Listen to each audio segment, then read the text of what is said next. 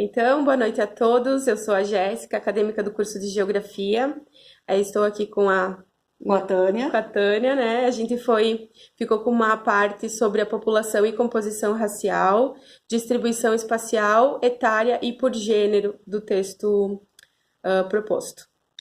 Então, podemos iniciar a dizer que o texto pretende apresentar um mapeamento das condições de vida da população brasileira nos anos 90, assinalando o recorde racial de forma a servir com mais uma contribuição ao diagnóstico das desigualdades raciais no Brasil.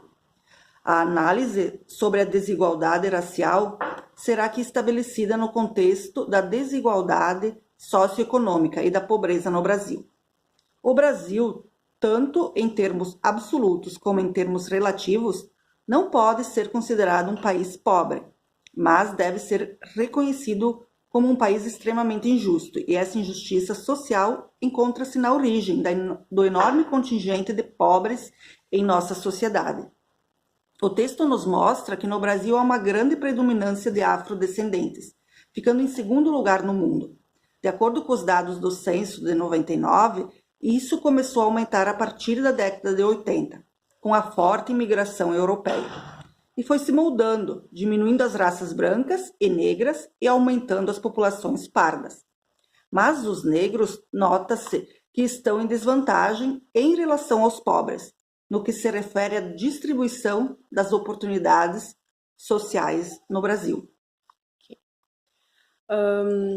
Com base no fragmento selecionado, a gente destaca os seguintes elementos. Então, região, idade e gênero como fatores determinantes que justificam a composição racial dentro do nosso território brasileiro.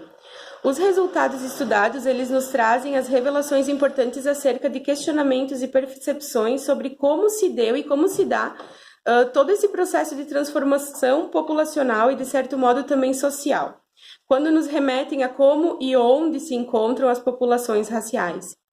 Então, incluindo nessa premissa de que tais estudos servirão de base de dados para as pesquisas sobre as desigualdades sociais brasileiras, porém, não oferecem dados e argumentos suficientes e significativos para um estudo sobre as desigualdades de gênero. Outro fator que me chamou a atenção e que eu gostaria de dar um pouco mais de ênfase do que apenas uma nota de rodapé, que é como se encontra no texto, é o fato de que a raça indígena foi considerada uma opção relevante somente a partir do ano de 92 pelo PNAD, visto que originalmente os índios são parte da população do Brasil desde sempre. Então, a gente percebe no texto do Ricardo Henriques pontuações muito importantes sobre os recortes selecionados para mensuração dos dados e estatísticas. Regionalmente, nós temos observações pertinentes à localização dos números mais concentrados, onde se classificam resumidamente, porém não exclusivamente pelo esquema representado abaixo. Então, no Sudeste, brancos e pardos, em sua maioria; no Nordeste, os pardos; no Sul, os brancos, não total, mas em grande maioria.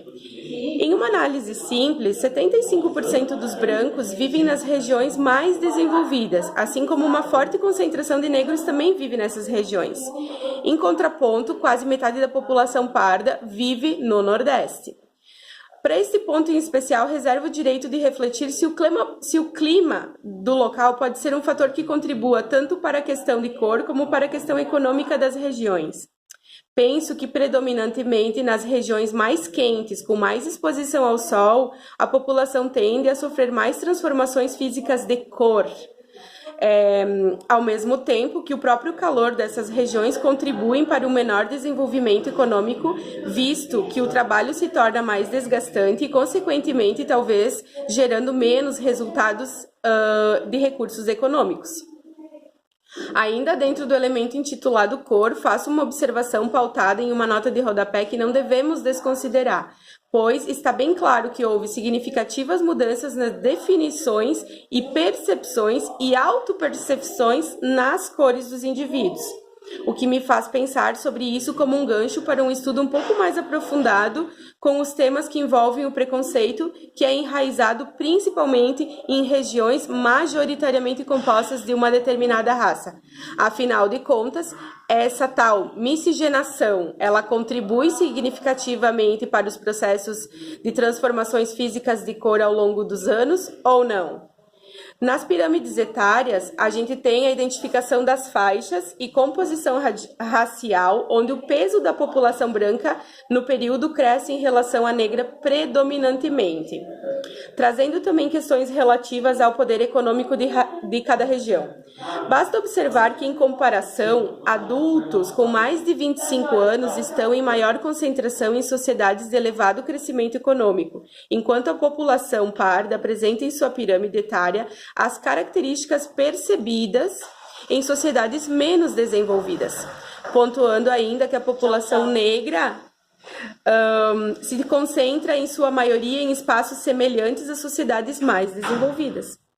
Sobre esse aspecto, também pode-se perceber que o número mais significativo de adultos em fase de trabalho e produção se concentra em regiões automaticamente mais produtivas economicamente, enquanto o aumento da população parda de 0 a 24 anos é maior do que as demais raças, e isso, de certa forma, explicaria alguns desses resultados. Você gostaria de falar? Okay. Aí eu vou apresentar alguns dados que a gente acha importante.